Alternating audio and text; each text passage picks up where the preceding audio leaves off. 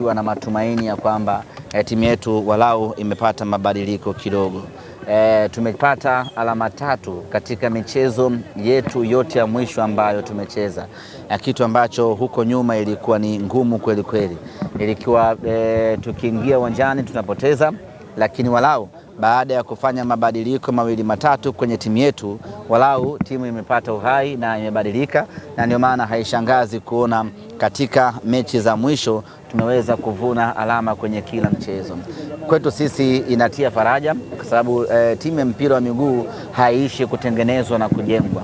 Kwa hiyo msimu huu umekuwa ni msimu mbaya kwetu kwenye upande wa kimatokeo kwenye ligi mabingwa Afrika, lakini inatia matumaini ya kwamba kwenye ujenzi wa timu yetu inaonesha ishara njema ya kufanya vizuri hasa kwa msimu unaokuja.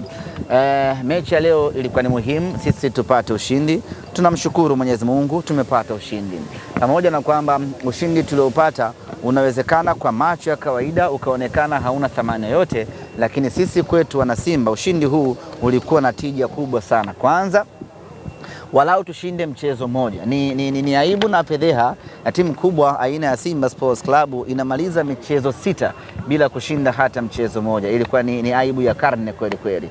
Lakini tulihitaji kushinda mchezo leo ili kurejesha imani ya mashabiki na uwanja wetu wa Benjamin Mkapa. Msimu huu tumecheza michezo 5 katika uwanja wa Benjamin Mkapa na hatujapata ushindi hata mchezo moja. It was very poor record ambayo ingewaendelea kuwaumiza mashabiki wetu, lakini kama haitoshi ingewafanya mashabiki wetu wasiuamini tena uwanja wa Benjamin Mkapa. Kwa hiyo kushinda hii leo ilikuwa ni maalum kwa ajili ya kuwarejeshea matumaini na imani mashabiki wetu ya kwamba tukiwa na timu nzuri tunaweza kushinda katika uwanja huu wa Benjamin Mkapa.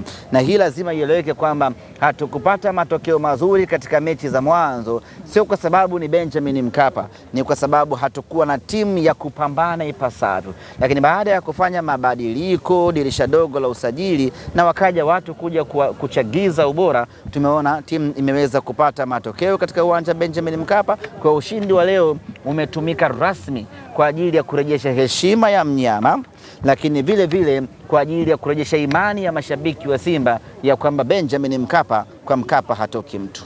Semaji, itakuwa ni dhambi ya mpira usikumzungumzia Handset kutokana na kile ambacho amekionyesha mchezo wa pili kimataifa. Familia vipi? Uko fresh bwana? Sijakuona siku nyingi mwanangu. Nipo wakati zako na kazi. Basi unyama mwingi.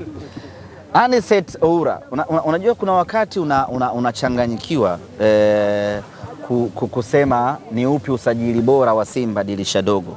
Unaweza ukachanganyikiwa kabisa, ukajikuta unatembea barabarani unaongea mwenyewe ama unavua nguo kwa sababu haujui nani ni usajili bora katika dirisha dogo. Unaweza kusema, yani wakati unataka kusema Handset Oura ndio usajili bora wa dirisha dogo, unakumbuka kuna Libase Geye naye anafanya unyama vile vile. Wakati unataka kumaliza kuhusiana na Libase Geye, unakumbuka kumbe hii timu ni timu ya Ino Jospin Lowemba, naye ni usajili bora. Wakati unataka kufunga hesabu ya kwamba Jospin Olemba ndio usajili bora wa dirisha dogo, unakumbuka kumbe Simba ina Jibril Kasali Tanja, mlinda mlango Mamadu, naye ni usajili bora kweli kweli. Wakati unataka kusema okay, basi Fabilahi Tanja dada anatoka jasho. Afina kapenda aka. Kapole katulivu kenyewe. Msikaharibu. Msikaharibu. Kacheni kafanya kazi kwa utulivu. Sawa mama ukiwa una jambo lolote unishirikishe tunalitatua. Sawa mimi ni mlezi wa waandishi wa habari Tanzania wa kike. Kwa hiyo bwana, wakati unataka kusema nani ule Tanja ndio usajili bora, unakuja kukumbuka bwana kumbe Simba ina Nixon Kibabage, unachanganyikiwa tena hapo. Wakati unataka kumaliza basi Babage ndio usajili bora na kila kitu, unakumbuka kumbe timu ya chama jamani. Kwa hiyo unajikuta unachanganyikiwa. Lakini ukisema uzungumzie usajili bora kwa upande wa takwimu, naye unaweza ukachanganyikiwa vile vile. Handset Oura mechi 4 za ligi ya mabingwa Afrika amefunga magoli 2. Ni rekodi ya ajabu kweli kweli. Na nataka niwape kazi ndugu zangu waandishi wa habari, mkafanye huo utafiti. Katika wachezaji waliosajiliwa dirisha dogo kote barani Afrika ni yupi amefunga magoli mawili kwenye mechi 4 alizocheza. Kama mtampata it's fine, lakini mkimkosa basi huyo mtu anabaki kuwa ni Anicet Oura peke yake. Kwa hiyo wakati unaangalia takwimu za Anicet Oura unasema huyu ndio usajili bora wa dirisha dogo, unakuja kumkumbuka Jibril Kasali Tanja Mamadou, mlinda mlango. Amecheza mechi 4 za ligi ya mabingwa Afrika na kila mechi aliyocheza ametokea kwenye orodha ya kafu ya walinda mlango bora. Mechi ya kwanza na Esperance, mechi ya pili na Esperance, mechi na Petro, mechi ya hii ya leo vile vile amefanya save ambayo inamuingiza kwenye magoli kipa bora barani Afrika. Kwa hiyo unachanganyikiwa. Ukitaka umalize hapo kwa Tanja kwa sababu amekuwa goli kipa bora, kila wiki anatokea, unakuja kukumbuka kumbe Libase Geye amekuwa mchezaji bora kwenye kila mechi ya ligi kuu ya NBC. Basi unachanganyikiwa tu, unakosa majibu. Lakini in conclusion tunasema tu ya kwamba Simba tumefanya usajili bora sana katika kipindi cha dirisha dogo, na usajili wenyewe umezaa matunda kweli kweli. Tumalize, akataka sasa kujifanya ndo anaijua sana Simba, anaizungumzia sana Simba, anaipenda sana Simba na kuzua taharuki na mtafaruku ndani ya klabu yetu. Sisi wana Simba wenyewe tunakubali mwaka huu tumeteleza, tunakubali mwaka huu msimu haukuwa wetu, tunakubali msimu huu hatukuanza sawasawa mashindano haya na hatukujipanga vilivyo, na ndio maana tumeishia hatua ya makundi, na hiyo ndio nature ya mpira wa miguu. Usipokaa sawasawa wenzako wananufaika. Nani alitegemea kama Stade Malien angekuwa kinara wa kundi letu?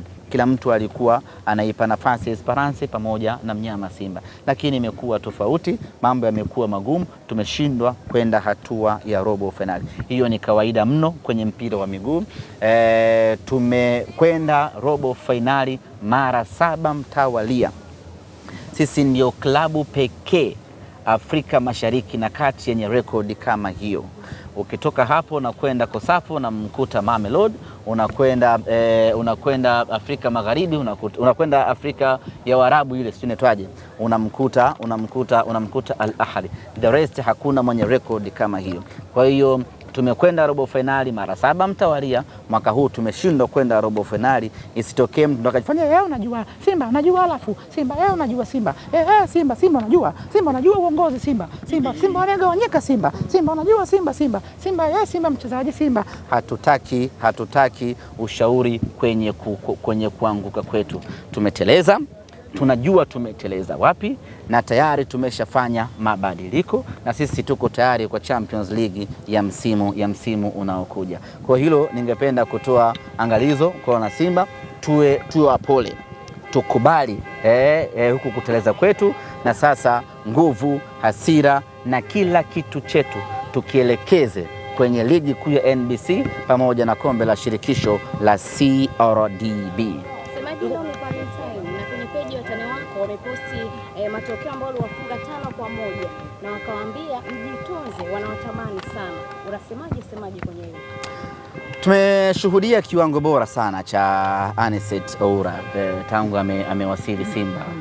Amekuwa akifanya vizuri kwenye ligi ya ndani pamoja na kwenye michuano ya kimataifa, na mpaka sasa amekuwa mchezaji tegemeo ndani ya Simba Sports Club.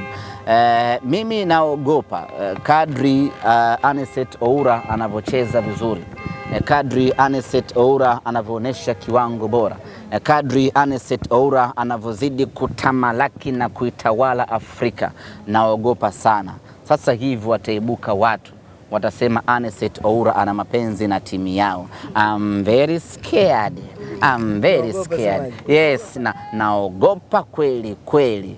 Yani kila Anicet Oura akifanya balaa pale uwanjani, kila Anicet Oura akimtambuka mtu, kila Anicet Oura akidribble mali, na Oura kama vile anaanta kwenye mguu wake, mpira haupotei. Kila akifanya maajabu, kila akifunga, mimi moyo wangu unadunda kata. Nasema sasa hivi wataibuka watu watasema ya kwamba Anicet Oura ana mapenzi na timu yao, Anicet Oura hana furaha na Simba. Naogopa mwenzewe, naogopa. Yani na naogopa kweli kweli, naogopa sana. Sasa hivi wataanza kumshobokea na kumtamani, lakini hiyo ndiyo nature ya Waswahili, wanasema kizuri chajiuza, kibaya kwa hiyo ubora wa Anicet Oura na wenyewe unaniogopesha. Tunaweza tukaingia kwenye ile pressure ya mpanzu. Semaji, umesema nguvu inarudi kwenye ligi kuu, na kwenye ligi kuu kuna mchezo dhidi ya watani Yanga. Mashabiki walikuwa wako na moyo wa unyong'onyevu baada ya kupoteza mara 6 mfululizo. Unawaambia nini kuelekea kwenye mchezo huu? Utafika muda wake tutauzungumzia, lakini kwa sasa tarehe 17 kama sikosei, tuna mechi ya nini ile ya CRDB Cup. Yes, baada hapo tutakuwa tuna mechi nyingine hapo za ligi kuu. Ngoja tumalize kwanza hizi, alafu baada hapo tutazungumzia mechi nyingine. Sasa baada ya kutazama ubora wa kikosi leo hii na wachezaji namna ambavyo wametoa matumaini makubwa sana, tegemee nini sasa nguvu ambayo mnaenda kuelekeza mnaporudi ligi kuu? Kwanza tunafahamu ugumu wa ligi kuu ya NBC. Tunaposema tunaelekeza nguvu kwenye ligi kuu ya NBC haimaanishi kwamba tunakwenda kutawala, tunakwenda kushindana. Ligi imekuwa ni ngumu sana, timu zimeimarika kweli kweli, na viwanja vingi vya mikoani vimekuwa na changamoto sana. Jua mikoani mvua zinanyesha na mimi ningewashauri ndugu zangu waandishi, kama kuna mtu na mashamba yake, huu ndio muda wa kwenda kupalilia, asubiri kuvuna baadaye, kwa sababu mikoani mvua. Wewe kwenu wapi? Tanga. Tanga naenda karibu Mbaazi, mvua imekubali kweli kweli safari hii.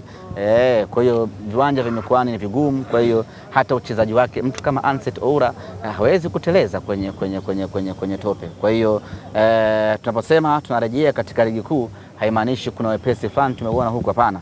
Tunakwenda kupambana na of course wachezaji wetu tumewambia tumebakiwa na sehemu chache za kutupa heshima msimu huu. Sehemu yetu ya kwanza tumepoteza kwa maana ligi mabingwa Afrika, tumebakiwa na ligi kuu ya NBC pamoja na kombe la shirikisho, ni mkatutoe kimasomaso kwenye ligi hiyo. Semaji, tumekuwa tukishuhudia mtoto akivaa jezi namba 17. Leo kavaa jezi tofauti, imekuwaje na tutegemea kuendelea kuvaa? Chama kwenye ligi kuu ya NBC anavaa 17, ndio ambayo amesajiliwa nayo. Alafu kwenye michuano ya kimataifa alikuwa anavaa ngapi? 17 mwanzo. Sasa hivi leo kavaa jezi namba 24. Kwa hiyo ni kwenye michuano ya kimataifa, lakini kwenye ligi kuu ya NBC anavaa 17. Tumeshuhudia kiwango cha pengine mashabiki wa Simba wanatamani kujua nini hatima ya Starboy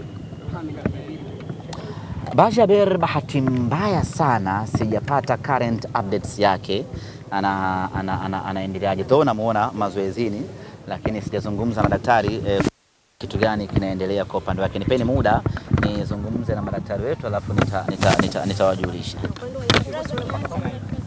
Yakubu anaendelea vizuri na nadhani anytime soon atarejea katika uwanja wa mazoezi.